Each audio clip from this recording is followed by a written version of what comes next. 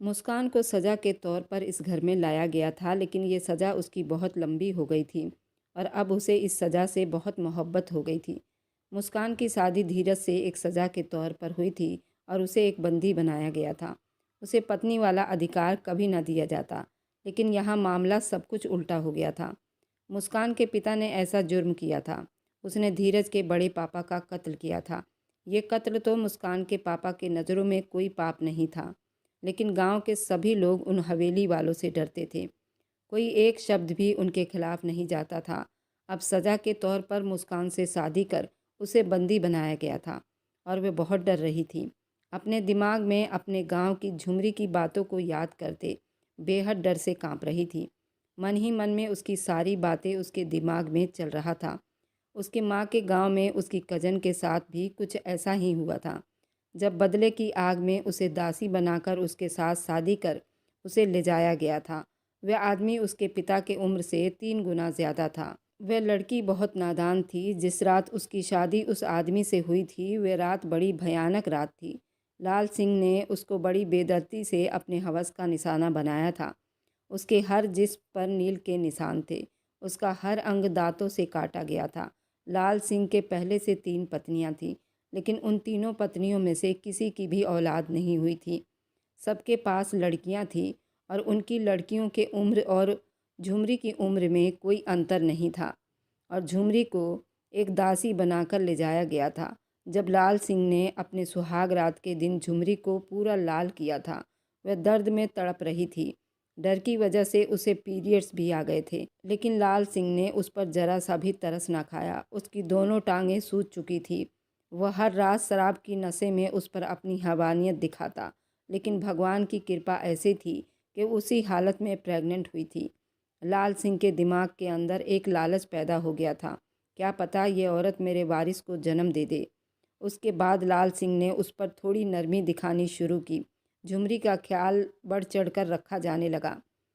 उसने ठीक 9 महीने के बाद लाल सिंह के वारिस को जन्म दिया था। तब लाल सिंह ने खुशी में दुश्मनी को भुलाकर उस झुमरी से उसकी इच्छा पूछी थी। तो उस झुमरी ने कहा कि मैं तुम्हारे साथ नहीं रह सकती, मैं अपने घर जाना चाहती हूँ। उसकी इच्छा मान ली गई थी, लेकिन झुमरी से कहा गया था, तुम मेरे बच्चे को अपने साथ नहीं ले जा सकती। झुमरी भी बहुत गरीब घर से थी। उसने तुरंत ये बात स्वीकार कर ली थी और यही सब आज मुस्कान के साथ भी हो गया था। जब वो अपने कमरे में आया तो मुस्कान बड़ी ही उल्टी सीधे तरीके से सो रही थी। वह अपने कोट के बटन खोलता उसकी तरफ बढ़ा था, जो आधी नीचे को गिरी हुई थी।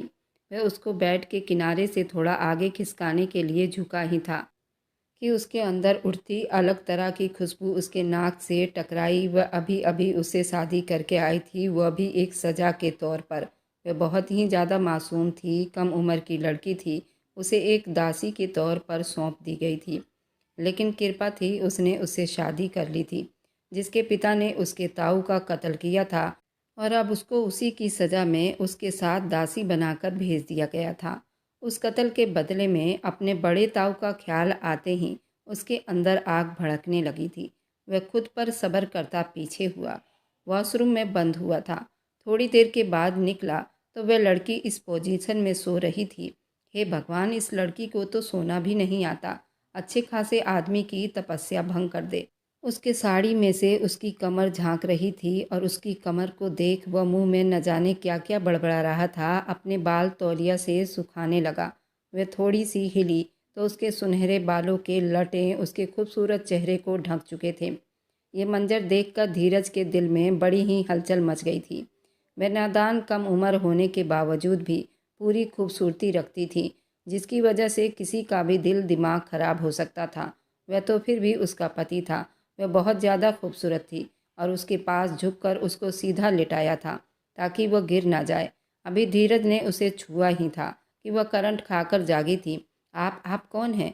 वह डरकर पीछे होती बोली। धीरज का दिल किया अपना सिर पीट ले, जिसको अपने पति का ही होश नहीं था और अता पता नहीं था। मैं वही हूँ जिसके साथ तुम्हारी आज ही शादी हुई है, मैं तुम्हारा पति हूँ। वह गुस्से में बोला था। वह आप हैं? वह बड़ी हैरानी से अपने से 10 साल बड़े उस खूबसूरत जवान को देखते हुए बोली, जी मैं ही हूँ। वो कहता हुआ उठ खड़ा हुआ और बेड के दूसरी साइड आ गया। मैं तो तुम्हारे चरणों की दासी बनकर आई हूँ। फिर आप मुझ पर जुल्म करेंगे, ज़बरदस्ती अपना अधिकार लेंगे, मेरे साथ वो सब कुछ करेंगे जो मुझे तकलीफ़ देगी। वह अचानक दर्द भरी आवाज़ में बोलती चली गई। उसको चौंका गई। ये सब किसने कहा तुमसे? वह अपने आईब्रो को आड़ी तिरछी करने लगा। भला उस कमसीन लड़की से अपना अधिकार वो कैसे ले सकता था? अभी तो वो पूरी तरह जवान भी नहीं हुई थी, जिसको शादी का मतलब भी नहीं पता था। फिर वह आदमी बदले की आग में क्यों उसको अपनी जुनून का शिकार बनाता? जब मेरी शादी पंचायत में हो रही थी, वहाँ बैठी कुछ मेरे पड़ोस की सहेलियाँ ये सब बातें मेरे कान में बता रही थी। कुछ लड़कियां तो ऐसे ही बातें कर रही थी जो लड़कियां बदले की आग में दासी बनाई जाती हैं और उसकी शादी कर दी जाती है तो उसका पति उस पर बहुत ही अत्याचार करता है। उसकी कोई सुहागरात नहीं होती, दिन और रात बस उसे तकलीफ़ से गुजरना पड़ता है। उसका पति अपना अधिकार बड़े ही बेदर्दी से लेता है। उसके बाद वह चुप से सर झुका गई। धीरज का शक बढ़ता ही जा रहा था। और क्या कहती थी तुम्हारी सहेलियाँ? वह और सवाल करने लगा तो वह बिल्कुल डरी हुई सब कुछ बोलती चली गई और वह बिल्कुल नादान भी थी। झुमरी को वापस उसके घर भेज दिया गया था तो झुमरी ने अपनी हालत सबको दिखाई थी। वह बहुत ही ज़्यादा बुरे हालत में अपने घर आई थी। उसकी पिछली पूरी दुश्मनी को ख़त्म कर दिया गया था। अब वह अपनी ज़िंदगी नई तरीके से बिता रही थी, क्योंकि वह अपने भाई के किए गए कत्ल की वजह से उसे दासी बनाया गया था और आज वह अपनी सज़ा काट कर यहाँ आ गई थी। नहीं तो उसे जीवन भर सज़ा सहनी पड़ती। वह उसकी बातें सुनकर हैरान हुआ था। इतनी डरी हुई थी और डरते डरते वह सारी बातें बता रही थी। उसके सजे संवरे रूप के उसके दिल की तार छेड़ गई थी। चलो ये बात तो सच होती है, लेकिन मैं तुम्हारे साथ ऐसा कुछ भी नहीं करने वाला, क्योंकि मैं इस रस्म के बिल्कुल खिलाफ हूँ। वह जिस तरह से डर कर बता रही थी, धीरज को झटका दे गई थी, जो ये सब कभी सपने में भी नहीं सोच सकता था। वह तो खुद ऐसे रस्म के खिलाफ था। कत्ल के बदले कत्ल चाहता था, मगर गांव के रस्मों के आगे वह अपना हथियार डाल चुका था और बेबस हुआ था। इधर आओ मेरे पास, वह अचानक बोला तो मुस्कान ने सर उठाया था। वह थोड़ी झिझकते हुए उसके पास आई थी। कौन सी क्लास में पढ़ती हो आप? उसने अगला सवाल किया था। मैं 10वीं में पढ़ती हूँ, उसने मासूमियत से कहा। उसकी बात सुनकर धीरज ने एकदम उसके बाजुओं को खींचकर अपनी तरफ किया। मुस्कान का दिल उछलकर उसके गले में आ गया। मेरे पास होकर बैठो ताकि तुम्हें मुझसे डर ना लगे और मुझे तुम्हें समझाने में मदद हो जाए। उसके शब्दों में बहुत नरमी थी। मुस्कान का दिल बड़ी मुश्किल से समझा था, वरना वह तो समझी थी कि शायद वह अपना अधिकार लेने लगा है। आप मुझ पर अत्याचार तो नहीं करेंगे ना? आप मेरे साथ कोई ज़बरदस्ती तो नहीं करेंगे ना? वह मासूमियत से बोलते धीरज को सीधा अपने दिल में उतारती हुई महसूस हुई थी। उसने आगे बढ़कर उसका सर अपने सीने से लगा लिया। मुस्कान का नन्हा सा दिल बड़ी जोर से धड़क रहा था। नहीं, मैं अपनी छोटी सी पत्नी पर कोई अत्याचार या ज़बरदस्ती नहीं करूँगा। वह मोहब्बत से बोलता उसको हैरान कर गया था। सच में वह उसको अपने सीने में छुपाकर उसे विश्वास दिलाने की कोशिश कर रहा था। धीरज का दिल बेकाबू हुआ था। हाँ, सच में कहते के साथ उसने मुस्कान के खूबसूरत चेहरे पर अपने होंठ रख चुका था। वह अब जी जान से कांप उठी थी। मुझसे डरने की ज़रूरत नहीं है, मैं दूसरों जैसा बिल्कुल भी नहीं हूँ। मुस्कान का चेहरा थाम कर उसको रिलैक्स करने लगा, जो धीरे धीरे कांप रही थी। धीरज की बात पर उसका जिस्म कांपना बंद हुआ था। चलो अब सो जाओ, मुझे भी नींद आ रही है। वह उसको अपने बाजुओं से आज़ाद करता बोला तो वह अपनी जगह पर बड़ी तसल्ली में होकर आंखें बंद कर गई। मुस्कान, तुमने कपड़े क्यों नहीं चेंज किए? क्या तुम्हें ये कपड़े चुभ नहीं रहे? वह उसके खूबसूरत कामदार बनारसी शिफॉन की साड़ी को देखकर बोला था तो मुस्कान ने आंखें खोली। चुभ तो रहे हैं, लेकिन मेरे पास कोई और कपड़े नहीं, क्या करूं? फिर वह मुंह बनाकर बोली। वह अलमारी के तरफ बढ़ा, उनमें से अपना एक अच्छा सा ढीला ढाला कपड़ा निकाल कर उसको थमा दिया। आज की रात इस पर बिता लो, कल तुम्हारे सारे कपड़े मंगवा लूँगा। वह हाँ में सिर हिलाती वॉशरूम की तरफ बढ़ गई थी। अब फिर से एक बड़े इम्तिहान में फंसने वाली थी। उसके बाल उसके ब्लाउज के जिप में अटक गई थी, जो कि छुड़ाते हुए बहुत मुश्किल हो रही थी। वह बार बार कोशिश करके थक चुकी थी। उसको अब बहुत टाइम लग रहा था और उसे यूं बाथरूम में टाइम लगता देख धीरज बहुत परेशान हुआ था। मुस्कान, तुम ठीक हो ना? इतना टाइम क्यों लगा रही हो? उसने आवाज़ दी तो वह रोती हुई कांपते होंठों से बाथरूम के दरवाजे के पास आकर खड़ी थी। मेरे ब्लाउज के जिप में मेरे बाल फंस चुके हैं, मैं इसे निकाल कर थक चुकी हूँ। वह अपने ब्लाउज के तरफ मुंह करती बोली। उसकी ये बात सुनते ही धीरज के जवानी के जज्बातों में आग सी लग गई थी। वह थोड़ा देर चुप रहा वह पहले ही उसके खूबसूरत चेहरे ने उसको इम्तिहान में डाला हुआ था। वह अपने आप को बड़ी मुश्किल से रोक रहा था। उस पर से सितम की उसने अब अपना ब्लाउज अपने बालों में फंसा लिया था। अब तो भगवान ही मुझे बचा सकते हैं। फिर धीरज ने बड़ी मुश्किल से हाथ बढ़ाकर उसके बालों को उस ब्लाउज के जिप से बड़ी सावधानी से अलग किया था, ताकि उसको दर्द ना हो। उस बीच उसने अपने जज्बातों पर बड़ी मुश्किल से कंट्रोल किया था, क्योंकि उसका खुला जिस्म देखता वह दीवाना हुआ था। लेकिन वह कली अभी पूरी खिली नहीं थी। उस कली का खिलने का इंतजार कर सकता था, लेकिन उसको नुकसान नहीं पहुंचा सकता था। बड़ी ही सावधानी से उसने उसके बालों को उसके ब्लाउज से दूर किया था। अब उसके ब्लाउज का जिप खुलकर नीचे आ गई थी। मुस्कान ने बड़ी मुश्किल से अपने कढ़ाई वाले ब्लाउज में अपने दोनों ब्यूटी बॉल को दबोच रखा था, वरना वो ब्लाउज नीचे ही सरक जाती। धीरज का दिल धड़कने लगा था। देखो, मैंने तुम्हारे बाल को तुम्हारे ब्लाउज से अलग कर दिया है, वह कहता बेड की तरफ बढ़ गया और वह चेंज करके कुछ देर के बाद बाहर आई थी। ये लड़की आज उसका पूरा इम्तिहान ले चुकी थी। वह उसको अपने ढीले ढाले कपड़ों में देखकर मुस्कुराकर बोला था, जो किसी परी से कम नहीं लग रही थी। उसका अपने ऊपर कंट्रोल करना ये किसी भगवान के चमत्कार से कम नहीं था। वह जिस हालत में उसे देख चुका था, कोई भी कठोर मर्द का ईमान आराम से भंग हो सकता था। धीरज ने फिर भी अपने ऊपर बहुत कंट्रोल किया था, जबकि वह इस तरह का आदमी बिल्कुल भी नहीं था। वह अपने ऊपर कंट्रोल कर पाता। मुस्कान चुपके से सिमट कर उसके बगल में आकर लेट गई। उसने भी लाइट ऑफ करके आंखें बंद किया। ये रात उनके लिए बहुत मुश्किल थी। सुबह जल्दी उठा था, वॉशरूम में जाकर फ्रेश हुआ। बाहर निकलते ही मुस्कान की तरफ देखा, जो गहरी नींद में जा चुकी थी। वह कुछ पल उसे चुप से देखता ही रहा। उसके चेहरे पर बड़ी सुकून और मासूमियत भरी थी। उसके पास जाकर नरमी से उसका कंधा हिलाया। मुस्कान, उठ जाओ, सुबह हो गई है। उसकी आवाज़ बहुत ही नरम निकल रही थी, जैसे कोई मासूम बच्चे को जगा रहा हो। मुस्कान आंखें मसलते हुए उठ बैठी और पलकें झुकाते हुए धीरज को देखने लगी। उसकी उम्र बहुत ही नादान थी, मासूम थी।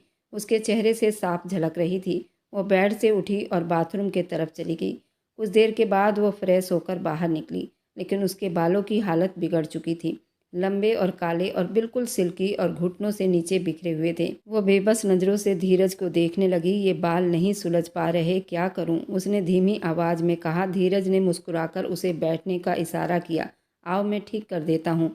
मुस्कान ने बड़ी डरते हुए कुर्सी पर बैठते उसके तरफ देखा। धीरज ने पहले तो उसके बालों को तौलिए से सुखाया और हल्के से पानी को निकाला था। ये सब करते उसके हाथ बड़े ही नरम चल रहे थे और बहुत ही मुलायम चल रहे थे। फिर वह आराम से उसके बालों को सुलझाने लगा। तुम्हारे बाल बहुत ही ज़्यादा खूबसूरत हैं मुस्कान, लेकिन ये बहुत मेहनत मांगते हैं, उसने हंसते हुए कहा। उसकी बातों पर मुस्कान ने अपना सर झुका लिया। उसके होठों पर हल्की सी मुस्कुराहट आ गई थी। धीरज ने बड़ी सावधानी से बालों के लटों को सुलझाया और फिर उन्हें खूबसूरती से बांध दिया। बस अब बिल्कुल परफेक्ट लग रही हो। वह पीछे हटकर उसके चेहरे को देखने लगा। मुस्कान ने आईने में खुद को देखा और खुश हो गई। थैंक यू धीरज जी, वह बड़ी मुस्कुराकर बोली थी। कोई बात नहीं, आइंदा खुद करना सीख लेना, लेकिन जब तक तुम्हें ज़रूरत हो मैं तुम्हारी मदद करता रहूँगा, धीरज ने नरमी से कहा और उसके चेहरे पर तसल्ली देखकर मुस्कुरा दिया।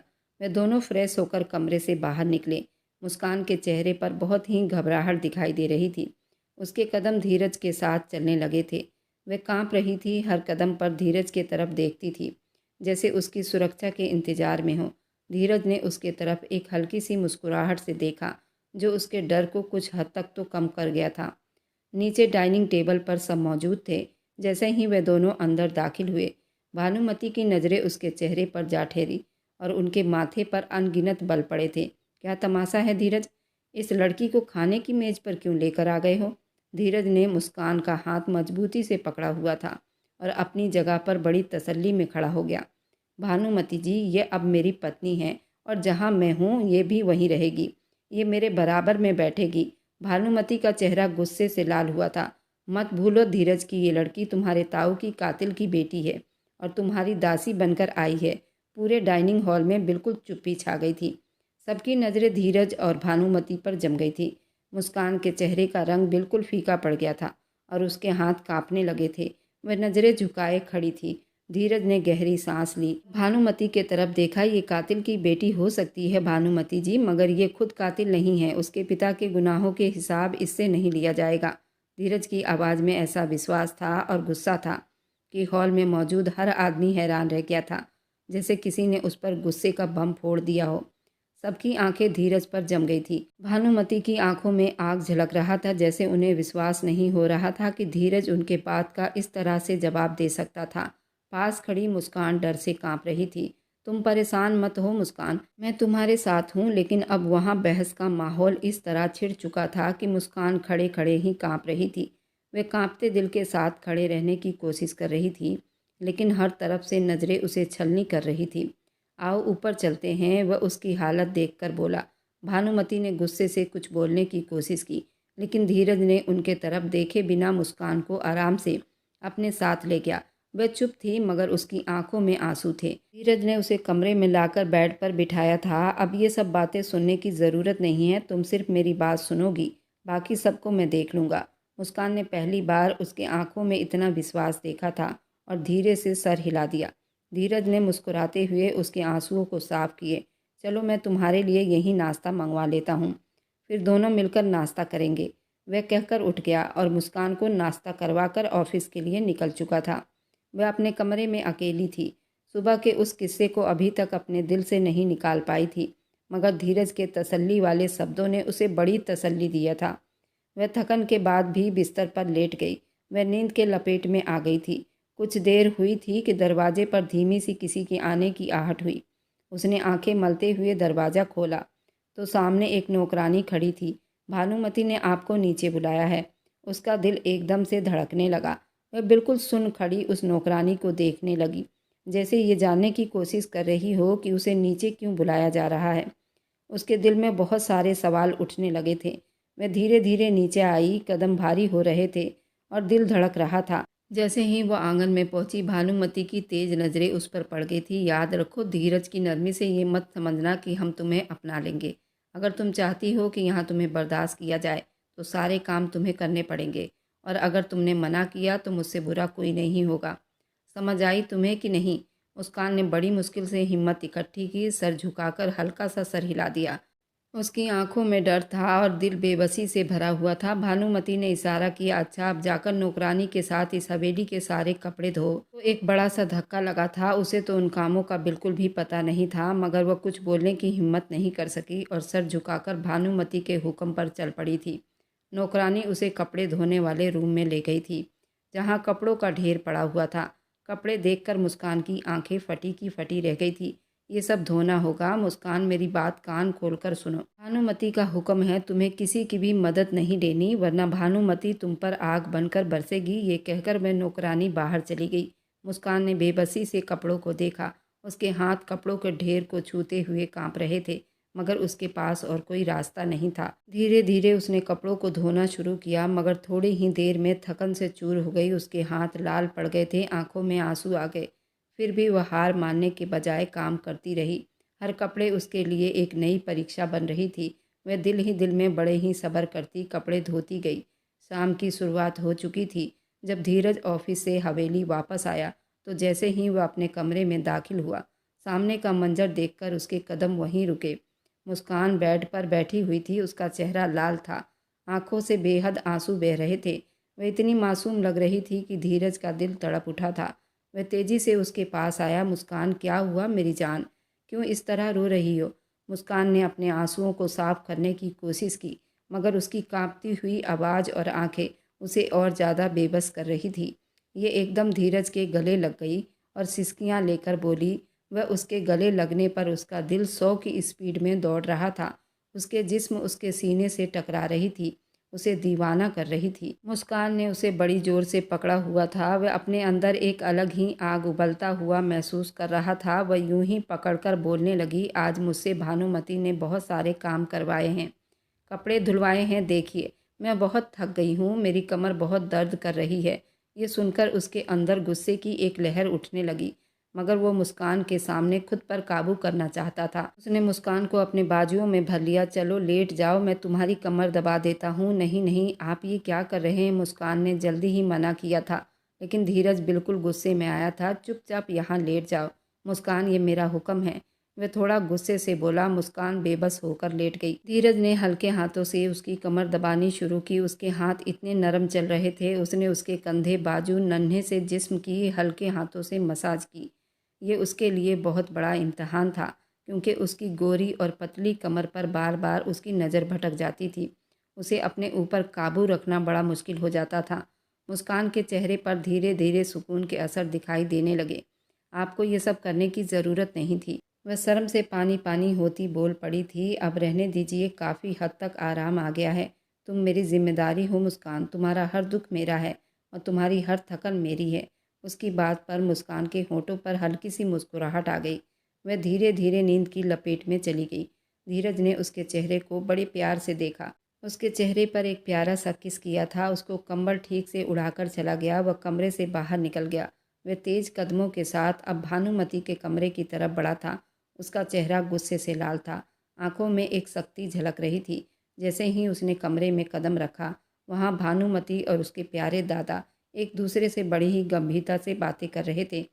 धीरज ने सीधा भानुमति के तरफ देखा। भानुमति, आपने मुस्कान से पूरी हवेली के कपड़े क्यों धुलवाए? क्या घर की नौकरानियां काम पर नहीं आई? उसकी आवाज़ में बहुत ही गुस्सा दिखाई दे रहा था। भानुमति बड़ी तसल्ली में बैठी थी। उसके सवाल पर अचानक ही चौंक गई थी। उनके चेहरे पर गुस्सा उभर आया था। वह उठकर खड़ी हुई। क्या हुआ धीरज? ये किस तरह से बातें कर रहे हो? क्या तुम अब हमसे इस तरह से बातें करोगे? जब से वो लड़की इस घर में आई है, तुम्हारी जुबान, तुम्हारा व्यवहार दोनों ही बदल गया है। भूल गए कि इस घर में हम सबसे बड़े हैं? भानुमति, मुझे आप माफ़ कीजिए, लेकिन बात मेरी पत्नी की है और इस घर में वह जैसे भी आई हो, चाहे वह दासी बनकर आई हो या मेरी मर्जी से आई हो, लेकिन अब वो मेरी इज्जत है। मैं नहीं चाहता कि कोई उसे नौकरानी जैसा समझकर उसके साथ बुरा व्यवहार करे। वह अपने गुस्से को पीता हुआ बहुत ही तसल्ली में बोला था। भानुमति की नज़रें गुस्से में लाल हुई थी, मगर वह चुप रह गई थी। धीरज ने एक कदम आगे बढ़ाया था। आइंदा कोई भी काम हो नौकरानी से करवाया करो, मुस्कान से नहीं। मैं अपनी पत्नी की इज्जत पर कोई भी आँच नहीं आने दे सकता और इसके लिए मैं कोई भी समझौता नहीं करूँगा। उसकी बात पर कमरे में बिल्कुल सन्नाटा छा गया था।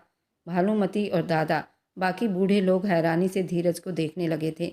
भानुमति अब गुस्से में लाल हुई थी और कांप रही थी। उनका चेहरा उनकी चुप्पी की गवाही बन चुकी थी। धीरज ने एक नज़र सब पर डाली और मजबूत कदमों के साथ कमरे से बाहर निकल गया।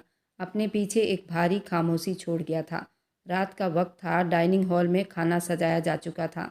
भानुमति, बाकी घर वाले अपनी कुर्सियों को लेकर बैठ चुके थे, मगर धीरज और मुस्कान गायब थे। भानुमति ने आसपास देखते हुए नौकरानी को बुलाया। धीरज कहाँ है? और उस लड़की ने खाने के वक्त डाइनिंग टेबल पर आना जरूरी क्यों नहीं समझा? भानुमति, धीरज साहब अपने कमरे में खाना मंगवा रहे हैं, नौकरानी ने बड़े प्यार से कहा। यह सुनकर भानुमति का चेहरा लाल पड़ गया था। जाकर धीरज से कहो कि जल्दी डाइनिंग टेबल पर नीचे आए और खाना खाए। हवेली के रीति रिवाज इस तरह नहीं बिगाड़ा जाएगा। वह गुस्से से लाल पीली होती बोली थी। नौकरानी सर हिलाती जल्दी से वहाँ से भागी थी। कमरे की तरफ चल पड़ी थी। कमरे के अंदर दाखिल हुई। धीरज और मुस्कान दोनों ही बड़े सुकून से बैठे थे। मुस्कान के चेहरे पर एक अजीब सी शर्मिंदगी छाई थी। धीरज उसके तरफ मोहब्बत भरी नज़रों से देख रहा था। नौकरानी ने कमरे पर आहट दी। साहब जी, भानुमति ने कहा है कि आप डाइनिंग टेबल पर आकर खाना खाएं। भानुमति से जाकर कह दो, मैं और मुस्कान डाइनिंग टेबल पर नहीं आएंगे। हमारा खाना हमारे कमरे में ही दिया जाए। ये फैसला मेरा है और इस पर कोई समझौता नहीं करूँगा। उसने बड़ी गंभीरता से कहकर दरवाज़ा बंद कर दिया। नौकरानी डरे हुए अंदाज में सर हिलाती हुई वापस चली आई और भानुमति को ये जानकर बड़ी दुख हुआ था, जो पहले ही गुस्से में लाल पीली हो रही थी, ये सुनकर और ज़्यादा भड़क गई थी। उनके चेहरे की बनावट गुस्से में और ज़्यादा भयानक हो गई थी। उन्होंने गुस्से से मेज पर हाथ मारा। ये लड़की धीरज को हमसे दूर करने की कोशिश कर रही है। इस लड़की का इंतजाम करना पड़ेगा। भानुमति का दिमाग नफरत और गुस्से से भर चुका था। उसके दिल में अब मुस्कान के लिए और ज़्यादा चालाकियाँ और साजिश जन्म लेने लगी थी। मुस्कान, जो अपनी मासूमियत है और नादानी से धीरज की मोहब्बत से बड़े प्यार से तसल्ली में बैठी थी और इस बात से बिल्कुल बेखबर थी कि भानुमति के दिल में उसके खिलाफ अब जहर और आग और ज़्यादा भड़क चुका था।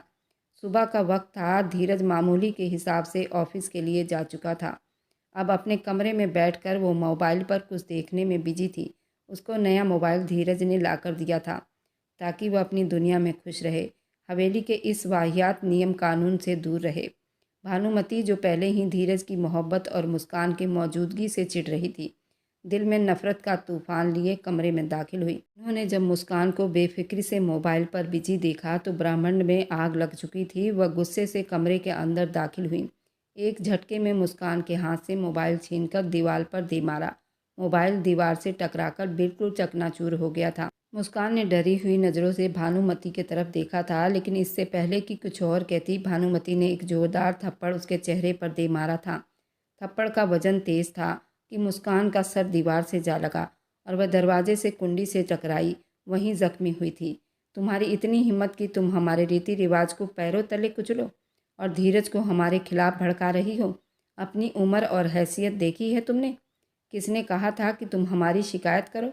उनकी आवाज़ से पूरे कमरे की दीवारें गूंज रही थी। मुस्कान, जो दीवार के साथ जा लगी थी और उसके सर से खून बह रहा था, बड़ी मुश्किल से बोल पाई थी, भानुमती, मैंने कोई शिकायत नहीं की। लेकिन उसकी बात पूरी होने से पहले भानुमती ने एक और थप्पड़ उसके मुंह पर दे मारा। अब उसके मुंह से खून निकल रहा था। नौकरानी को आवाज़ दी, इसे नीचे लेकर आओ। नौकरानी जल्दी ही कमरे से बाहर आई और मुस्कान, जो डर में कांप रही थी, उसे घसीटते हुए नीचे ले जाने लगी। वे ज़ोर ज़ोर से चीखने लगी, मुझे छोड़ दो प्लीज़।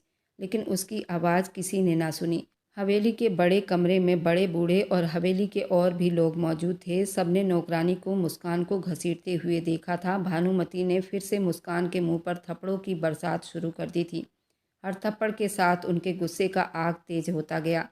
मुस्कान की चीख और सिसकियां पूरी हवेली में गूंजने लगी। एक और जोरदार थप्पड़ के बाद उसका पूरा मुंह लाल हो चुका था। खून तो पहले ही निकल रहा था। दयाल सिंह ने आगे बढ़कर भानुमती को रोकना चाहा था, मगर दादाजी ने उसे बाजू से पकड़कर रोक लिया था और फिर भानुमती ने अपनी पूरी ताकत से उसे थप्पड़ों से मारती गई और वह ज़मीन पर गिर पड़ी थी। उसका नाजुक जिस्म अब बेहाल हो चुका था। वह बेहोश हो गई थी और इस वक्त धीरज हवेली में दाखिल हुआ। अपनी कोई फाइल लेने आया था, मगर मुस्कान को ज़मीन पर बेहोश पड़ा देख, उसके होठों से रिसने वाले खून को देखकर उसके अंदर का तूफान भड़क उठा था। वह भागते हुए मुस्कान के पास आया, उसे बाहों में उठाया। ये सब क्या हो रहा है? किसने ये सब किया है? वह चीखता हुआ दहाड़ रहा था, मगर किसी ने कोई जवाब न दिया। वह एक पल भी खराब किए बिना मुस्कान को उठाकर हवेली से बाहर निकाला और जल्दी गाड़ी में डालकर अस्पताल की तरफ चला गया। मुस्कान का चेहरा बिल्कुल लाल था। वह हर जगह से जख्मी थी। उसकी आत्मा कांप कर रह गई थी। उसके दिल में सिर्फ एक सवाल गूंज रहा था, आखिर क्यों इस मासूम के साथ ऐसा किया गया? उसने गाड़ी की रफ्तार को और बढ़ा दी। मुस्कान उसके गोद में बेहोश पड़ी थी। उसके होंठ से और उसके सर से खून बह रहा था। वह चेहरे पर थप्पड़ों के निशान साफ देख सकता था। उसकी सांसें अब रुक रुक कर आ रही थी, लेकिन उसका बेहोश होना धीरज के दिल को और जख्मी कर रही थी। अस्पताल पहुंचते ही उसे जल्दी इमरजेंसी में ले गया था। डॉक्टर ने उसको स्ट्रेचर पर लिटाया और उसका जल्दी से इलाज शुरू किया गया। बेचैनी से बाहर टहल रहा था। उसका दिल बेकाबू होकर धड़क रहा था। थोड़ी देर के बाद डॉक्टर बाहर आया। आपकी पेशेंट को काफ़ी तेज़ चोट आई है और इसी की वजह से ये बेहोश हुई थी। हमने उन्हें ड्रिप लगा दी है। उनकी किस्मत अच्छी थी, उनकी कंडीशन खतरे से बाहर है। इतने चोट के बावजूद भी डॉक्टर के शब्द दिल पर वार कर गए थे। डॉक्टर ने ये शब्द कहकर थोड़ी सी सांस ली। लेकिन क्या डॉक्टर साहब, साफ साफ बताइए, धीरज ने बेकाबू होकर पूछा था। देखो, इनको जिस तरह से मारा गया है, ये किसी भी हालत में ठीक नहीं है। एक मासूम कम उम्र बच्ची इस तरह अत्याचार नहीं सह सकती। आपको उनका ख्याल रखना होगा। ये सुनते ही धीरज की आत्मा जैसे कांप गई थी। उसके दिल पर एक बोझ सा पड़ा था। वह खुद को इस बात पर अपने आप को कोसने लगा था। उसने मुस्कान को हवेली में अकेला छोड़ा ही क्यों था? उसकी मासूमियत, उसकी कम उम्र, उसके खिलाफ हवेली वालों की ये दुर्दशा, ये सब सोचकर धीरज का दिल फटने लगा। मुस्कान को वार्ड में शिफ्ट कर दिया गया था। उसके पास बैठ गया, उसका हाथ थामे अपनी आंखों से बहने वाले आंसू रोकने की नाकाम कोशिश करने लगा। उसके चेहरे पर पड़े जख्मों को देखकर रो रहा था। उसकी बेबसी और दर्द की गवाही थे। उसने दिल ही दिल में एक फैसला कर लिया था, वह मुस्कान को अब कभी हवेली वापस नहीं लेकर जाएगा। उस मासूम को उन हैवानों के बीच कभी नहीं छोड़ सकता। मैं उसकी सुरक्षा खुद कर लूँगा। उसके खुशियों का जिम्मेदार भी मैं ही रहूँगा। मैं कैसे उससे लापरवाही कर सकता हूँ? वह खुद से बोलते उसका दिल ये सब सोचकर और ज़्यादा दुखने लगा था। लेकिन वक्त ने उसे ये बताया था कि अब वह उसकी ज़िंदगी का सबसे कीमती हिस्सा बन चुकी थी। वह अपनी मोहब्बत को और ज़्यादा किसी के जुल्म का शिकार नहीं होने देगा। धीरज ने उसके चेहरे पर मोहब्बत से हाथ रखा था। मेरी जान, अब तुम्हें किसी चीज़ का कोई डर नहीं होगा। मैं हूं ना तुम्हारे साथ हमेशा। मुस्कान बेहोशी की हालत में थी, लेकिन धीरज के बातों में मोहब्बत और प्यार झलक रहा था। फार्म हाउस की चुप्पी में धीरज मुस्कान को ले आया था। गाड़ी से उतरते ही मुस्कान ने चारों तरफ निगाहें दौड़ाई थी। ये जगह एक सपने जैसी लग रही थी। दूर दूर तक फैला हुआ ये हरियाली, ये बड़ी सुकून में था। और खूबसूरत घर जो धीरज ने मुस्कान के लिए चुना था, मगर उसके आंखों में अभी वही दर्द और चुप्पी छुपी हुई थी जो धीरज को बेचैन कर रही थी। धीरज ने धीरे से उसको सहारा दिया, उसे फार्म हाउस के अंदर लाया था। उसने मुस्कान को एक आरामदेह बिस्तर पर बिठाया था। उसके कदमों में बैठकर प्यार भरी मोहब्बत से उसे देखने लगा था। मुस्कान की आंखों में थकन और दुख दिखाई दे रहा था। जुबान पर चुप्पी थी। मुस्कान, ये घर अब हमारा है, सिर्फ हमारा, और यहाँ कोई नहीं होगा जो तुम्हें तकलीफ़ दे, कोई नहीं जो तुम्हारी इज्जत को ख़राब करे। हम यहाँ बड़ी तसल्ली से रहेंगे उन सब से जो तुम्हें रुला रहे थे। मुस्कान ने आंखें उठाकर उसकी तरफ देखा, लेकिन वह कुछ न कह सकी। धीरज उसके चुप्पी के साथ पीछे दर्द को महसूस कर सकता था। वह उठकर खड़ा हुआ। ठहरो, मैं तुम्हारे लिए कुछ खाने को लेकर आता हूँ। वह ये कहकर किचन की तरफ बढ़ा था। नौकरानी से किचन में परहेजी खाने को बोलकर आया था। नौकरानी ने जल्दी से वो खाना तैयार किया, धीरज के हाथ में थमाया था। धीरज ने प्लेट मुस्कान के सामने रखा, अपने हाथों से निवाला बनाकर उसको खिलाने लगा था। चलो खाओ, तुमने बहुत देर से कुछ नहीं खाया। आप सच कह रहे हैं? हम सच में इसी घर में रहेंगे? वह चौंक कर फिर से बोली तो धीरज के चेहरे पर एक मुस्कुराहट आ गई थी। हाँ मुस्कान, ये घर सिर्फ हमारा है, यहाँ कोई नहीं होगा तुम पर जुल्म करने वाला और तुम्हें तकलीफ़ देने वाला। ये घर सिर्फ तुम्हारे लिए ही तो बनाया है, तुम्हारे तसल्ली के लिए। ये मोहब्बत से बोला था। उसकी आंखों में मासूम सी चमक आ गई थी। वह बच्चों की तरह खुश हो गई थी। बेकाबू धीरज के गले लग गई थी और ये उसका अंदाज धीरज को आग लगा देती थी। उसका जिस्म अब भी धीरज से टकरा रहा था, उसके अंदर एक अजीब सा हलचल पैदा कर देता था। वह अपने आप पर बड़ी मुश्किल से कंट्रोल कर पाता था। धीरज ने हल्के हाथों से उसे थपथपाया। थोड़ा सा दूर रहकर बात किया करो जान, वरना फिर खुद ही मुश्किल में पड़ जाओगी। उसके होठों का दबाव, उसके ब्यूटी बॉल का दबाव अपने सीने में महसूस कर वे पागल हो जाता था। वह खुमारी भरे शब्दों में बोला था, क्या मतलब, कौन सी मुश्किल? मुस्कान ने हैरानी से पूछा। कुछ नहीं, तुम आराम करो, मैं कमरे में जाकर ये बर्तन रख कर आता हूँ। धीरज ने उसे शरारती नज़रों से देखकर कहा था। वह आश्चर्य से उसकी तरफ देखकर रह गई थी। धीरज की बातें उसके सर के ऊपर से निकल गया था। वह धीरज के फ़ोन पर डिस्कवरी देखने में मगन थी। धीरज उसके पास बैठा लैपटॉप पर अपना काम कर रहा था। मुस्कान के खूबसूरत चेहरे को वह निहारता। उस माहौल को हल्का फुल्का हंसी में बदल दिया था। लेकिन अचानक धीरज के फ़ोन की स्क्रीन पर कॉल आने लगी। मुस्कान ने फ़ोन उठाया और स्क्रीन पर नज़र दौड़ाई। उस पर लिखा हुआ था भानुमति। पल भर में ही उसके दिमाग को उलझा गया। आपके फ़ोन पर कॉल आ रही है, उसने धीरे से कहकर फ़ोन धीरज को पकड़ा दिया था। मुस्कान के हाथ कांप उठे थे। धीरज जल्दी से कमरे से बाहर निकल गया। उसके कदमों की रफ्तार, चेहरे की गंभीरता मुस्कान को कुछ अजीब सा शक में डाल गया था, मगर वह चुप रही। धीरज ने कमरे से बाहर जाकर फ़ोन कान से लगाया तो दूसरी तरफ भानुमति का गुस्से से भरा शब्द सुनाई दिया था। कहाँ हो तुम धीरज? 2 दिन हो गए हैं तुमने हवेली में कदम नहीं रखा। उनके शब्दों में बहुत गुस्सा दिखाई दे रहा था। उसने गहरी सांस ली। भानुमति, अब मैं उस हवेली में कदम नहीं रखूँगा जब तक आप लोग मुस्कान को दिल से स्वीकार नहीं करते। वह भले ही मेरी दासी बनकर इस घर में आई है, लेकिन मैंने पूरे पंचायत के सामने उससे शादी की थी। अब मेरी धर्मपत्नी है। अब धीरज की इज्जत है। अगर उसके साथ कोई बुरा व्यवहार करेगा या उसके खिलाफ कोई बात होगी तो मैं ये सब बिल्कुल बर्दाश्त नहीं करूँगा। ये सब सुनकर भानुमति का गुस्सा हद से ज़्यादा हाई हुआ था। भानुमति के आगे किसी की भी नहीं चलती थी। धीरज की माँ भी अपने बेटे के लिए तड़प रही थी और भानुमति का गुस्सा सर चढ़कर बोल रहा था, ये तुम क्या कह रहे हो? क्या तुम अपनों को छोड़कर उस लड़की के लिए? धीरज ने बीच में ही उनकी बातों को काट दी। उसकी आवाज़ में एक दुख और ठहराव, गुस्सा आ गया था। धीरज ने अपना ये फैसला सुनाया था, जब तक आप लोगों के दिल से मुस्कान के लिए नफ़रत ख़त्म नहीं होगी, मैं इस घर में वापस कभी नहीं आऊँगा।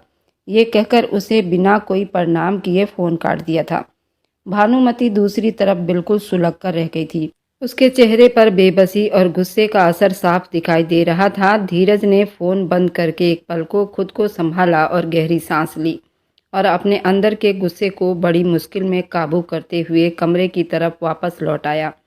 कमरे में वापस आते ही धीरज ने मुस्कान की तरफ देखा, जो अब उसके लैपटॉप पर डिस्कवरी चैनल देखने में बिल्कुल मगन थी। वह कुछ देर उसे यूं ही देखता रहा। चलो मुस्कान, अब बहुत डिस्कवरी देख ली, अब सो जाते हैं।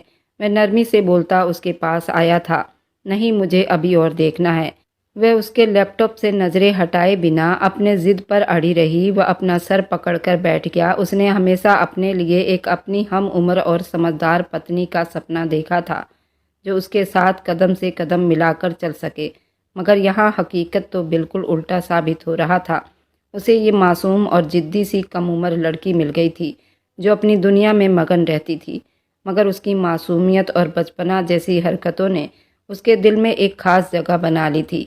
वह उस मासूम लड़की से मोहब्बत करने लगा था। वह अपने सोचों को झटक कर बैठ गया। ठीक है, देख लो डिस्कवरी। उसने मोबाइल में उसके लिए नई जानकारी वाली वीडियो लगा दी थी। फिर खुद लैपटॉप उठाकर अपने काम में बिजी हो गया था। दोनों अपने अपने दुनिया में मगन थे कि अचानक लाइट चली गई। मुस्कान के चेहरे पर डर की एक लहर दिखाई दे रही थी।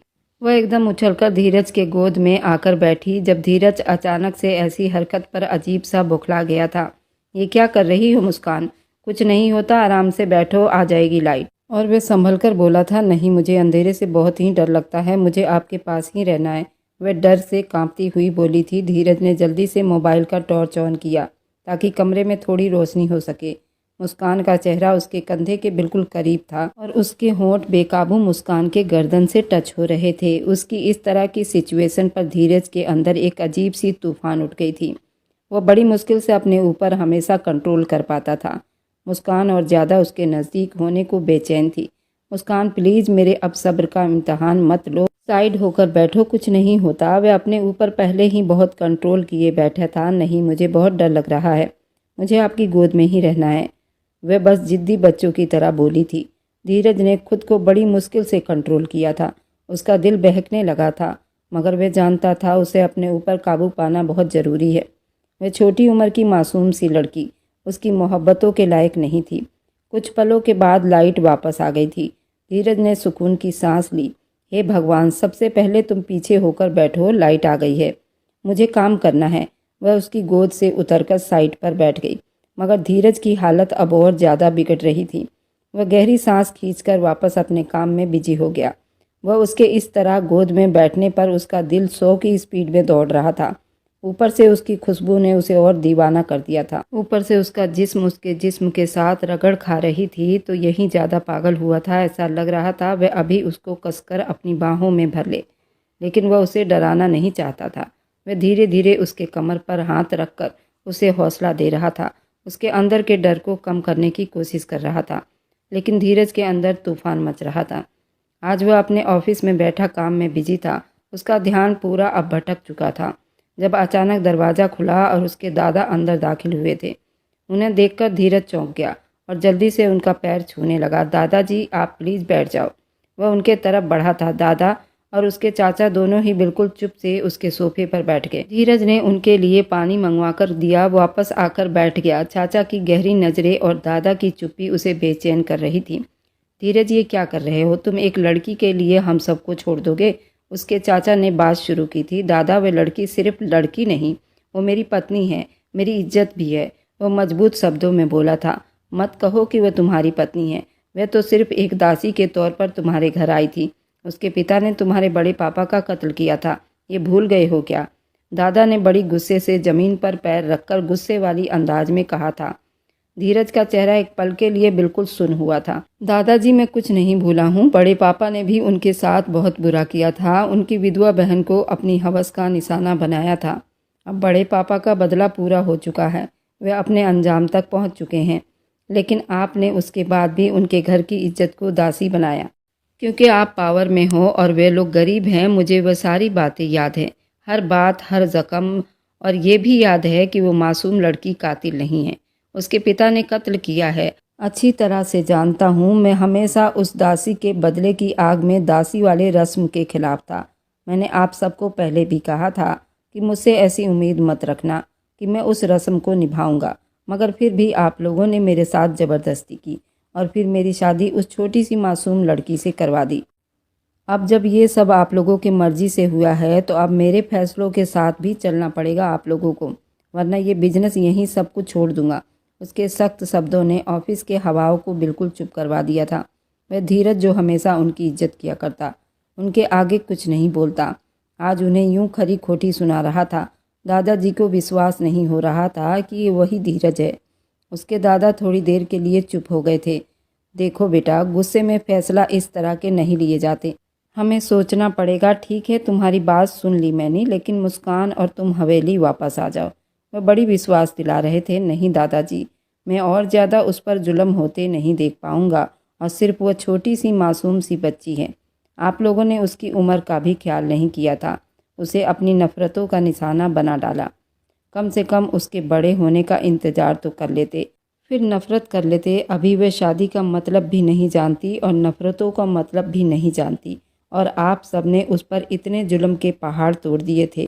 भानुमति को किसी ने भी कुछ नहीं कहा और वह उस पर जुल्म के पहाड़ तोड़ती रही, मगर अब नहीं, जब तक मैं जिंदा हूँ उस पर एक आंच भी नहीं आने दूंगा। उसकी आवाज़ में अब बहुत ज़्यादा कड़वाहट आ गई थी, जो दादाजी और उसके चाचा को चुप करा गई थी। बेटा, हम तुम्हारी बात को समझते हैं, हम कोई हल निकाल लेंगे, मगर तुम हवेली वापस आ जाओ। उसके चाचा ने भी उसको समझाना चाहा था। जब आप लोग कोई हल निकाल लोगे और मुस्कान के साथ इंसाफ करोगे तभी मैं वापस आ पाऊंगा, इससे पहले नहीं। उसने दो टुक जवाब दिया था। दादाजी और उसके चाचा एक दूसरे की तरफ बेबसी से देखने लगे। ठीक है बेटा, जैसा तुम अच्छा समझोगे। दादाजी और फिर उसके चाचा धीरे कदमों से ऑफिस से बाहर निकल गए। वह एक गहरी सांस लेकर कुर्सी पर खुद को गिरा गए थे।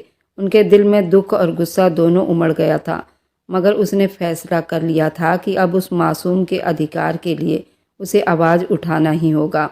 वह ऑफिस से थका हारा वापस आया था और जब दरवाज़ा खोलकर अपने कमरे में दाखिल हुआ तो उसकी नज़रें मुस्कान पर टिक गई, जो पर्पल कलर की साड़ी पहने हुए थी और बला की खूबसूरत लग रही थी। वो मासूमियत से भरी हुई थी, बेहद खूबसूरत लग रही थी। वह एक पल के लिए चुपचाप खड़ा रह गया, जैसे उसकी आंखों के सामने कोई हसीन सपना आ गया हो। वह एक कदम चलते चलते उसके पास पहुंचा और बेकाबू उससे पूछ बैठा, तुम्हारे पीछे ये क्या लगा हुआ है? वह एकदम घबरा गई थी। उसने अपना साड़ी डर से नीचे छोड़ दिया था, क्योंकि उसका कपड़ा पूरा ख़राब हो चुका था। उसका पेटीकोट भी पूरा लाल हो चुका था। उसको पीरियड्स आया हुआ था। धीरज भी देखकर घबरा गया था, लेकिन वह तुरंत ही समझ गया था। उसने कहा, मुस्कान, तुम्हारे कपड़े ख़राब हो रहे हैं, तुम्हें पता नहीं चला? तुम जाकर अपने कपड़ों को संभालो। मुस्कान तो शर्म से लाल हुई थी। उसने तुरंत साड़ी को संभालते बाथरूम की तरफ चल पड़ी थी। उसको पीरियड तो 1 साल पहले से आ रहा था, लेकिन आज धीरज के सामने वह शर्म से लाल हुई थी। आज धीरज ने उसको पूरा खुलेआम देख लिया था। वह बाथरूम में बंद हुई। धीरज ने बाहर से आवाज़ लगाया, मुस्कान, तुम ठीक हो? मुस्कान ने कहा, मेरे पास अंदर पहनने के लिए कपड़े नहीं। धीरज ने तुरंत उसके अंदर के कपड़े मंगवा कर दिए थे। वह सच में बहुत नादान थी। उसने धनिया आंटी से बोला, उसके कपड़े भिजवाए थे और वह साड़ी भी धनिया आंटी से ही उसने लिया था, लेकिन उसके ऊपर बहुत खिल रहा था। बाथरूम से बाहर निकली, उसका रूप अलग ही निखर रहा था। उसकी पतली कमर और डीप गले का ब्लाउज धीरज के ऊपर जैसे बिजलियां गिरा रही थी। वह कमाल की खूबसूरत लग रही थी, उसमें कोई शक नहीं था। मुस्कान तो शर्म से पानी पानी हुई थी, लेकिन उस बात को ख़त्म करने के लिए उसने धीरज से कहा, धीरज, आज बताओ मैं कैसी लग रही हूँ? धीरज ने कहा कि तुम इतनी खूबसूरत लग रही हो कि आज तुम्हारे लिए कोई मुसीबत ना खड़ी हो जाए। वह हमेशा धीरज की बात नहीं समझ पाती थी और धीरज के गले लग गई थी, और उसका ये गले लगना धीरज को कपा गया था। अपने ऊपर वैसे ही बड़ी मुश्किल से कंट्रोल कर पाता था, ऊपर से वह उसके गले लगी थी और उसका डीप गले का ब्लाउज। धीरज ने धीरे से उसके कमर पर और उसके कंधे पर हाथ रखा, उसे अपने से दूर रखने की कोशिश कर रहा था, लेकिन वह उसके अंदर इस तरह समा गई थी जैसे कोई चिंबक। उसने उसका मुंह ऊपर करते उसके होठों पर एक जोर का किस किया था, और ये किस थोड़ा लंबा था। फिर भी वह अपने ऊपर बहुत कंट्रोल रख रहा था, कहीं कोई गलती ना हो जाए, और फिर तुरंत उसके होठों को छोड़ गया। मुस्कान ने अपने होठों पर हाथ रखा। मुस्कान के होठ बिल्कुल लाल हो चुके थे। अब वह धीरज पर गुस्सा कर रही थी। इतना जोर से कौन किस करता है? उसने तुरंत मुस्कान को गोद में उठाकर कहने लगा, सॉरी मुस्कान, थोड़ा बहक गया था, तुम भी कम नहीं हो, बार बार मेरे करीब आती हो। मुस्कान ने मुंह बनाकर कहा, तुम इतने प्यारे हो तो तुमसे प्यार से चिपकती हूँ और तुमने मुझ पर सख्ती दिखाई। वह उसे गोद में उठाकर बेड पर लाया था, उसे फूलों की तरह सुला दिया और उसने कान पकड़कर माफ़ी मांग रहा था। मुस्कान भी धीरज के गले लगना चाहती थी, लेकिन उसने अपने हाथ के इशारे से उसे रोक दिया। मुस्कान, अब मुझसे कंट्रोल नहीं होगा, थोड़ा दूर रहा करो मुझसे। मुस्कान ने फिर से आगे बढ़कर धीरज को गले से लगाकर उसके माथे पर किस कर गई। वह हक्का बक्का रह गया। उसके जज्बात पर उसको अचानक से एक शरारत सूझी थी। उसने आगे बढ़कर मुस्कान के होठों को चूम लिया था, फिर उसको जोर से किस किया था। वह सिसक कर रह गई थी। ये तुम्हारी सज़ा है जो बार बार मेरे गले लग रही हो। वो मुस्कुराहट देखकर बोला, नहीं, ऐसे दर्द होता है मुझे। वो मासूमियत से मुंह बनाकर अपने होठों को सहलाते हुए बोली थी। वह मुस्कुराकर उसको खुद में भींच गया था। वह जानता था कि उस वक्त उसकी मासूमियत, उसका बचपना उसका सबसे बड़ा बवाल था। इधर भानुमति के कमरे का माहौल अब बहुत ज़्यादा खतरनाक गुस्से से भरा हुआ था। दादाजी और चाचा जी, हवेली के बाकी लोग अपनी जगह पर सर झुकाए बैठे थे। भानुमति के चेहरे पर उलझन और गुस्से का असर था। उनकी आंखों में वही आग जल रहे थे। मुझे विश्वास नहीं हो रहा धीरज इस हद तक जा सकता है। ये वही धीरज है जो हमेशा मेरी हर बात मान लेता था। आज तुम लोग उसे मनाने के लिए उसके ऑफिस तक चले गए, लेकिन फिर भी वो वापस नहीं आया। आखिर ऐसा क्या जादू किया है उस 2 टके की लड़की ने? उसकी औकात क्या है? जैसे उसकी बुआ थी, विधवा होकर मेरे बेटे के साथ रहती थी, और आज उसकी भतीजी ने हमारे नाक में दम कर दिया है। आखिर उस लड़की में ऐसी कौन सी बात है जो उसने उसे इस हद तक बदल कर रख दिया है? आज धीरज की माँ भी बोल पड़ी थी, माताजी, आप इस तरह किसी भी औरत पर इल्ज़ाम नहीं लगा सकती। सारा गांव जानता है उसमें पूरी पूरी बड़े भाई साहब की गलती थी। उस विधवा औरत को उन्होंने ज़बरदस्ती अपने बिस्तर पर कैद करके रखा। जब उस औरत ने मना किया तो उसे मार दिया। उसमें बड़े भाई साहब की गलती थी। वह अपने औलाद के लिए एक विधवा औरत पर जुल्म कर रहे थे। उनका यही अंजाम होना चाहिए था। भानुमति गुस्से से आग उगलती एक सन्नाटेदार थप्पड़ धीरज के माँ के मुंह पर मार चुकी थी। चुप हो जा, अगर तू मेरे पोते की माँ न होती ना, मैं तुझे ज़मीन में जिंदा गाड़ देती। तुझे मैं इसलिए बर्दाश्त करती हूँ कि तूने इस परिवार का वारिस दिया है। मेरे मरे हुए बेटे पर इल्ज़ाम लगा रही है और उस 2 कौड़ी के परिवार वालों को अच्छा बता रही है। मैंने तुझसे कोई सलाह नहीं मांगी। भानुमति गुस्से में लाल हो रही थी। धीरज की माँ ने कहा, आप अपने रोब से हकीकत को नहीं बदल सकती।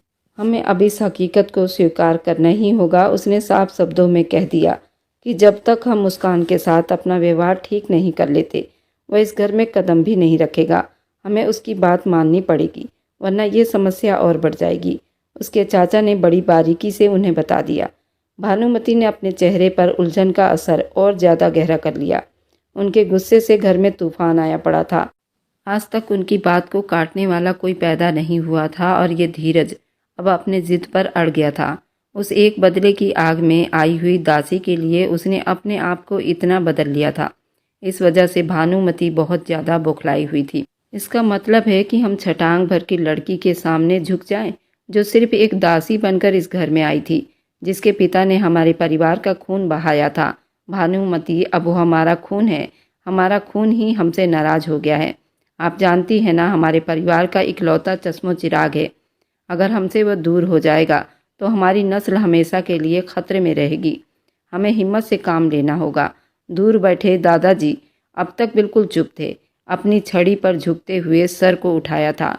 धीमी आवाज़ में बोले, बेटा ठीक कह रहे हो, धीरज को खोना हमारे लिए बहुत बड़ा नुकसान हो सकता है। हमें उसकी बात माननी होगी, वरना समस्या हमारे हाथों से निकल जाएगा। भानुमति ने गुस्से भरी नज़रों से सर झुकाकर सोचने लगी, जैसे अपने अंदर के जज्बात को काबू करने की कोशिश कर रही हों। उनकी आंखों में वही गुस्सा लहराया था, लेकिन उस वक्त हालत के आगे झुकने पर मजबूर हो गई थी। ठीक है, धीरज को खबर भिजवा दो कि हमने उसकी बात मान ली है। मुस्कान के साथ कोई भी उस पर उंगली नहीं उठाएगा और उसके साथ वैसा ही व्यवहार होगा जैसा इस हवेली के बहू के साथ होना चाहिए। उसे बताओ कि वो वापस आ जाए। ये कहते हुए भानुमति अपनी जगह से उठ खड़ी हो गई। उनकी आंखों में गुस्से के असर अभी भी दिखाई दे रहे थे। 3 महीने कैसे बीते उन्हें पता ही नहीं चला। फार्म हाउस की चुप्पी और तसल्ली भरा माहौल उन दोनों को और ज़्यादा करीब ले आया था। मुस्कान, जो पहले एक मासूम और डरी हुई लड़की दिखाई देती थी, धीरज के साथ रहते हुए अब धीरे धीरे समझदार हो गई थी। धीरज के दिल में भी उसके लिए मोहब्बत के जज्बात खिलने लगे थे। अभी अभी वे दोनों बेड पर एक दूसरे के साथ लेटे थे। धीरज ने उसे नरमी से गले लगाया था और उसके सीने पर सर रख के अपनी बातों में बिजी थी। वह मासूम हमेशा धीरज के चेहरे पर एक मुस्कुराहट ले आती थी। धीरज, मुझे एक बच्चा चाहिए। वह अचानक सर उठाकर बोली थी, तुम्हें बच्चा क्यों चाहिए? धीरज ने बड़ी हैरानी से उसकी तरफ देखा और उसकी बातों को दोहराते हुए कहा, हमारी नौकरानी धनिया आंटी की लड़की है ना, वह भी मेरी उम्र की है। उसकी शादी हो गई है और उसका भी एक बच्चा है। वह इतना छोटा और प्यारा है, इसलिए मुझे भी अब प्यारा सा बच्चा चाहिए। वह जल्दी से बोली थी। उसकी मासूमियत और बच्चों जैसी इच्छा पर वह हंस पड़ा था।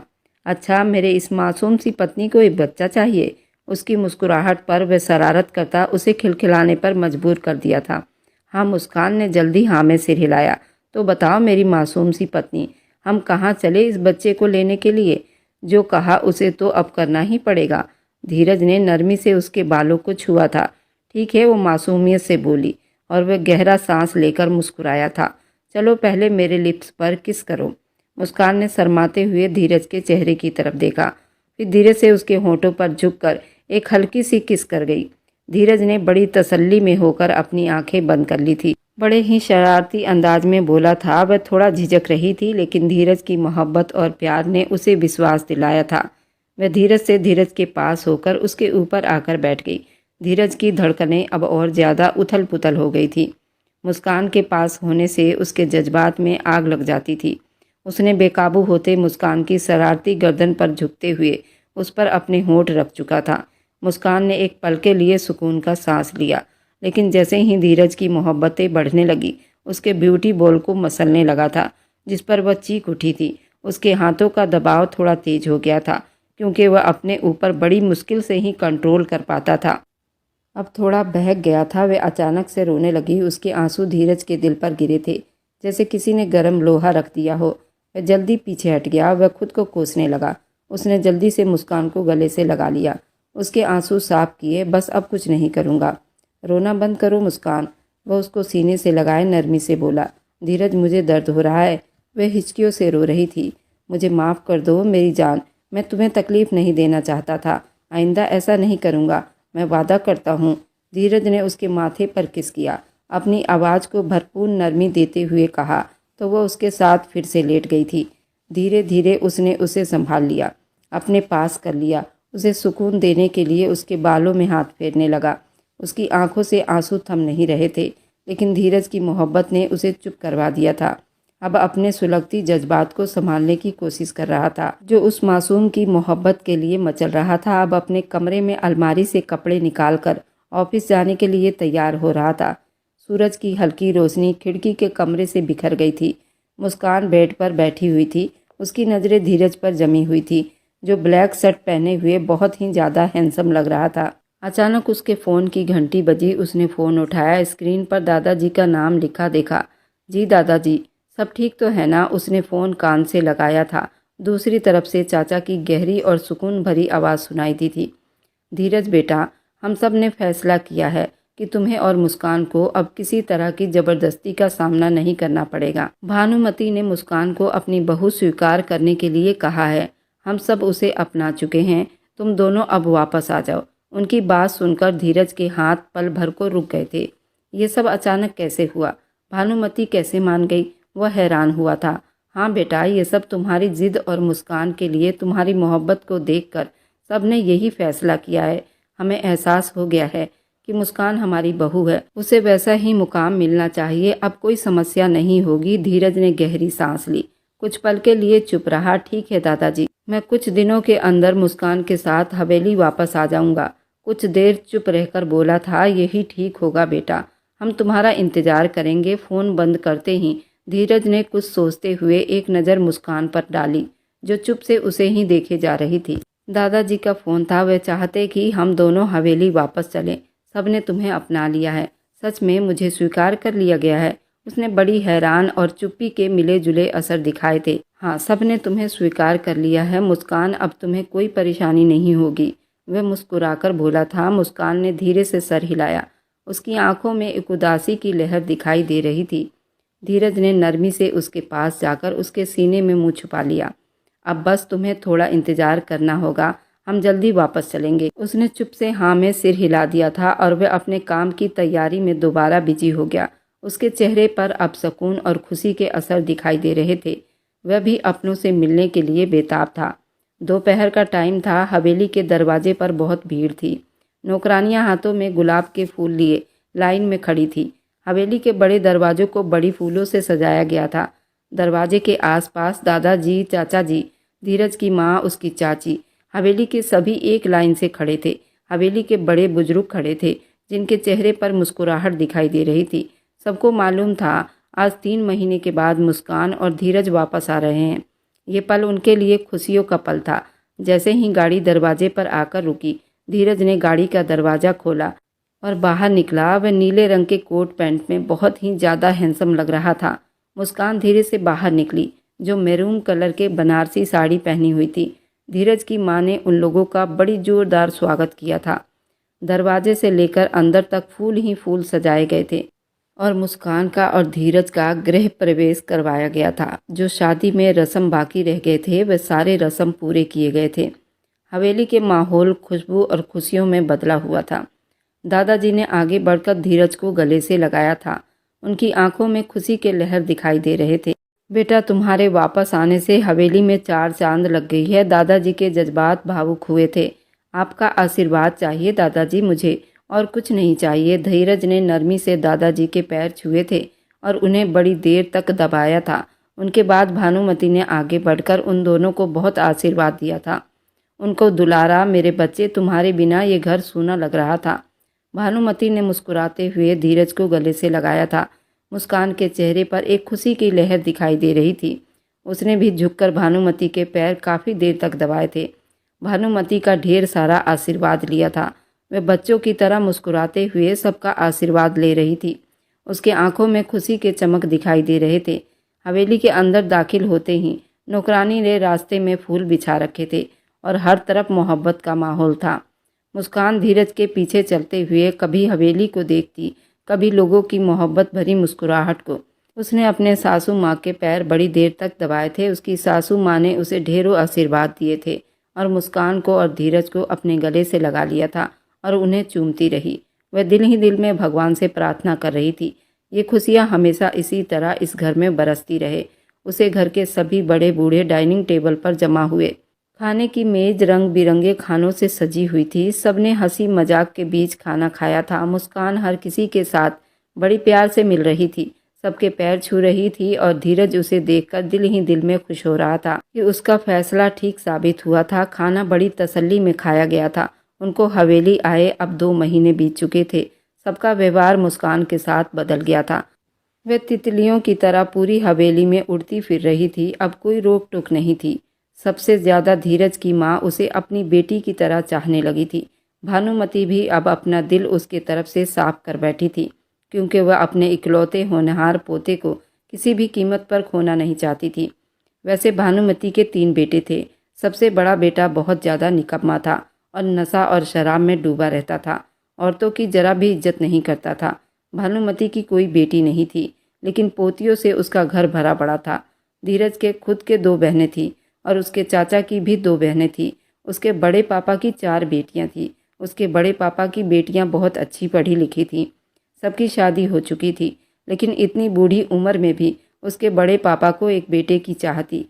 उसे लगता था कि अगर उसकी औलाद हो जाएगी तो उसकी हुकूमत चलेगी, लेकिन भगवान ने उसे कोई औलाद नहीं दी और वह बाहर की औरतों पर हमेशा बुरी नज़र रखता था, जिसकी वजह से वह अपने अंजाम तक पहुंच चुका था। उसके मरने का खासकर किसी को भी गम नहीं था। खुद उनकी पत्नी को भी गम नहीं था, बल्कि वे और ज़्यादा खुश हो गई थी, क्योंकि धीरज के बड़े पापा उसकी बड़ी माँ को कुछ नहीं समझते थे। आज वह ऑफिस से लौटा तो दादाजी ने उसको बुलाया था। वह चुप से उनके कमरे के दरवाजे पर आहट देकर अंदर दाखिल हुआ था। दादाजी अपनी आराम कुर्सी पर बैठे हुए थे। उनके चेहरे पर एक गंभीरता भरी हुई मुस्कुराहट थी। आओ बेटा, बैठो, दादाजी ने मोहब्बत से कहा। वह उनके पास सोफे पर बैठ गया और बड़े प्यार से उनके पैर को छूकर कहने लगा, दादाजी, आपने मुझे बुलाया था। दादाजी ने उसके सर पर हाथ फेर कर कहा, तुम मेरे इकलौते पोते हो, तुम पर पूरे घर की जिम्मेदारी है। इस वजह से मैं चाहता हूँ ये परिवार तुम्हारे दम से ही चल रहा है। तुम हमारे इकलौते वारिस हो। हम चाहते हैं ये नस्ल आगे बढ़े। तुम हमें पोते की खुशी दे दो। वो बहुत ही विश्वास के साथ आस लगाकर उससे बोले थे। धीरज उनकी आखिरी बात पर चौंक गया था। तुम्हारे हिसाब से तुम्हारी पत्नी उम्र बहुत कम है, तो मैं चाहता हूँ कि तुम दूसरी शादी कर लो और उससे अपना वंश चलाओ। और देखो, हमने तुम्हारी सारी बात को माना है। अब तुम हमारी इस बात को रद्द मत करना। अगर तुम चाहते हो कि मुस्कान से ही तुम्हारा वंश चले तो तुम मुस्कान के साथ अपना रिश्ता आगे बढ़ा सकते हो। देखो, इस शादी को 5 महीने बीत चुके हैं और मुझे मालूम है कि तुम उसे अभी तक मासूम समझते हो, और मेरा ख्याल जहाँ तक है कि वह अब बालिग हो चुकी है। तुम्हें मुस्कान के साथ अपना रिश्ता आगे बढ़ाना होगा, नहीं तो तुमको दूसरी शादी करनी पड़ेगी। और ये मेरा और भानुमति का और यहाँ तक कि सभी घर वालों का यही राय है। तुम मुझे साफ साफ बताओ, क्या तुम्हें दूसरी शादी करनी है या फिर मुस्कान के साथ अपना रिश्ता आगे बढ़ाना है? जैसे ही उसने अपनी नज़रों को पीछे उठाया था, मुस्कान भी उसके पीछे ही खड़ी थी। मुस्कान को दादाजी ने पहले ही सिखा दिया था कि धीरज के अंदर के छुपे राज को जानना होगा। आखिर क्यों वो मुस्कान के साथ अपना रिश्ता आगे नहीं बढ़ाता? मुस्कान भी दादाजी की बातों से डर गई थी और अंदर ही अंदर उसने एक मंसूबा तैयार किया था कि आज रात वो किसी भी हाल में धीरज को अपने और उसके रिश्ते को आगे बढ़ाएगी। अब वो बच्ची नहीं थी, पूरी 18 साल की हो चुकी थी, लेकिन उसका चेहरा हमेशा मासूमियत झलकता था, जैसे वह कोई छोटी बच्ची हो। मुस्कान भी धीरे धीरे धीरज की मोहब्बत में दीवानी हुई थी और वह भी यही चाहती थी कि धीरज के साथ अब वो अपना रिश्ता आगे बढ़ाएगी। और उसने पहले ही दादाजी से वादा किया था कि वे आज से ही अपना रिश्ता धीरज के साथ ठीक कर लेगी। अब वो एक समझदार बहू बनकर दिखाएगी और बहुत जल्द ही उनके संतान को भी पैदा करेगी। उसने ये वादा पहले ही दादाजी से और भानुमति से कर लिया था। उसके बाद ही धीरज से बात हो रही थी, लेकिन धीरज को कुछ भी पता नहीं था। उसने उठते ही मुस्कान को अपने सीने से लगा लिया और कहा कि दादाजी, आपने आज तो दूसरी शादी के लिए कह दिया, लेकिन आज के बाद ऐसा कोई शब्द नहीं कहोगे। मैं तो उसकी कम उम्री का लिहाज कर रहा था, लेकिन अब जब मुस्कान 18 साल की हो चुकी है तो मैं अब इस चीज़ के लिए सोचूंगा, और मैं दोबारा दूसरी शादी औलाद के लिए तो कभी नहीं कर सकता। दादाजी उसकी बात पर मुस्कुरा उठे थे और उन दोनों को वापस अपने कमरे की तरफ भेज दिया था। मुस्कान भी बिल्कुल तैयार बैठी थी। उसने धीरज की तरफ देखा था और आज वह कुछ और ही कह रही थी, जैसे वह सब कुछ अनुमति दे रही हो कि मुस्कान धीरज के लिए पूरी तैयार है, लेकिन बहुत कांप रही थी और डर भी रही थी। धीरज की बड़ी बहन ने आज उनका कमरा सुहाग रात की तरह सजाया था और घर के सभी लोग चाहते थे कि आज उनका मिलान हो, क्योंकि नौकरानियों से पता चला था कि धीरज और वे अलग अलग सोते हैं। अभी घर वालों ने मिलकर ये प्लान बनाया था और उन दोनों को एक करने की कोशिश की थी। धीरज तो उसके मोहब्बत के लिए कब से भरा पड़ा था और वह भी मुस्कान की तरह कांप रहा था, और मुस्कान अपने कमरे में घूंघट निकाले उसका इंतजार कर रही थी। तभी धीरज धीरे धीरे जाते उसका घूंघट उठाकर देखा तो देखता ही रह गया था। वह बहुत ज़्यादा खूबसूरत लग रही थी और आज वह कहीं से भी बच्ची दिखाई नहीं दे रही थी। उसने धीरे से उसके हाथ पर हाथ रखा तो उसने धीरज का हाथ उठाकर अपने होठों से लगा लिया। धीरज तो जैसे दीवाना हो गया था। वह तुरंत उसको अपने गोद में भर लिया था और मुस्कान ने कहा, आज के बाद हम एक दूसरे के साथ और एक दूसरे के अंदर समाकर सोएंगे, ताकि हम जल्दी से इस घर को संतान दे सके। धीरज ने एक मुस्कान अपने चेहरे पर सजा लिया और कहा कि मुस्कान जी, तुम्हें पता होना चाहिए कि चिपकने से कोई बच्चा नहीं होता। उसके लिए तुम्हें थोड़ी सी मेहनत करनी पड़ेगी। मुस्कान ने शर्मा कर अपनी नज़रें नीचे कर ली। उसने कहा, तो फिर हमें क्या करना चाहिए? उसने कहा कि ये इतने भारी भरकम लहंगे पहनकर और अपने पूरे जिस्म को छुपाकर तुम कौन सा बच्चा पैदा करोगी? पहले इन कपड़ों को अपने तन से अलग करो, फिर मैं थोड़ी सी मेहनत करूँगा और थोड़ी सी तुम मेहनत करना, फिर ज़रूर भगवान ने चाहा तो जल्द बच्चा पैदा होगा। मुस्कान बहुत शर्मा रही थी और उसने कहा कि मैंने इन कपड़ों को पहनने में बहुत समय बिताया है। अब तुम ही इन कपड़ों को मेरे तन से अलग करोगे। तुम्हें भी तो पता चले, मैंने तुम्हारे लिए इतनी मेहनत से अपने आप को सजाया है और तुम्हें ये कपड़े पसंद नहीं आ रहे, तो अब आगे तुम्हें ही मेहनत करो। मैं तो कुछ नहीं करने वाली, मुस्कान ने मुंह बनाकर बोला था। धीरज ने फिर से उसको अपने गोद में संभाल लिया था। धीरज धीरे धीरे उसके लहंगे को उतारने लगा था, उसके ब्लाउज के हुक को खोलने लगा था। मुस्कान तो बहुत ज़्यादा कांप रही थी, शर्मा रही थी। धीरज उसे फूल की तरह छू रहा था। कहने लगा, तुम इस तरह कांपोगी तो मैं कुछ नहीं कर पाऊंगा। पहले तुम्हें इस सब चीज़ को बंद करना होगा और मुझे कोऑपरेट करना होगा। मुस्कान भी अब बिल्कुल रिलैक्स होकर मुस्कुरा रही थी। वह जैसे जैसे अपना हाथ सहला रहा था वह आहें भरने लगी थी। धीरज जैसे दीवाना हुआ था, मुस्कान के सारे शरीर को चूम गया था। मुस्कान अब आहें भर रही थी। मुस्कान को भी उसने दीवाना कर दिया था। मुस्कान जल्दी से तड़प उठी थी। अब मुझसे बर्दाश्त नहीं होता। जल्दी से धीरज को बड़ी जोर से पकड़ लिया। धीरज ने भी एक झटके में मुस्कान की चीखें निकलवा चुका था, लेकिन उस मोहब्बत पर मुस्कान सिर्फ आहें भरकर रह गई। बीच बीच में थोड़ा सा चीखती और बड़ी जोर से धीरज को पकड़ लेती और कहती, बस मुझे आज पूरा सुकून चाहिए। धीरज तो पहले से भरा पड़ा था। वह तो नॉन स्टॉप मुस्कान को सुकून देता रहा। मुस्कान भी उसका पूरा कोऑपरेट कर रही थी और पूरी रात वह इश्क के समंदर में नहाते रहे। बेड का फूल बिखर चुका था। बेड शीट भी पूरा खराब हो चुका था। सुबह बेड शीट की रस्म की गई थी। मुस्कान पूरी लाल हो चुकी थी, लेकिन उसके ऊपर निखर कर रूप आया था। धीरज ने उसके गर्दन पर, उसके होठों पर, उसके जगह जगह मोहब्बत का निशान छोड़ गया था। मुस्कान मुंह बनाकर उसे दिखा रही थी। धीरज फिर से दीवाना हुआ। मुस्कान, मैं तुमसे दूर नहीं रह सकता। इस तरह मुझे मत उस्काओ। मैंने बहुत आराम से ये सब किया है। तुम्हें नहीं पता मैं कितना दीवाना था तुम्हारी मोहब्बत के लिए। तुम मुझसे इस तरह की शिकायत करोगी तो मैं क्या करूँगा? तुम्हें तो ये सब बर्दाश्त करना पड़ेगा, क्योंकि तुम्हें भी तो बच्चा चाहिए ना। तो थोड़ी सी मेहनत तुम भी तो करोगी ना। अब तुम इन सब निशानों को अपने मेकअप से छुपा लो। मैं क्या कर सकता हूँ मुस्कान, मैं तुम्हें देख कर पागल हो जाता हूँ। वह भी मुंह बनाकर धीरज के गले लगाकर उसके होठों पर किस कर गई। नहाने के बाद भी धीरज ने उसे नहीं छोड़ा। उसने सुबह भी उसे बिल्कुल पागल कर दिया था। उसने रोनी सी शक्ल बना ली थी। उसने कहा कि मैं अभी अभी नहा कर आई हूँ और तुमने मुझे फिर से। उसने कहा, चलो मैं दोबारा तुम्हें नहला देता हूँ, लेकिन तुम इस तरह मुझे अपने जिस्म को दिखाती रहोगी तो मैं क्या करूँगा? मैं अपने ऊपर कंट्रोल नहीं रख पाता।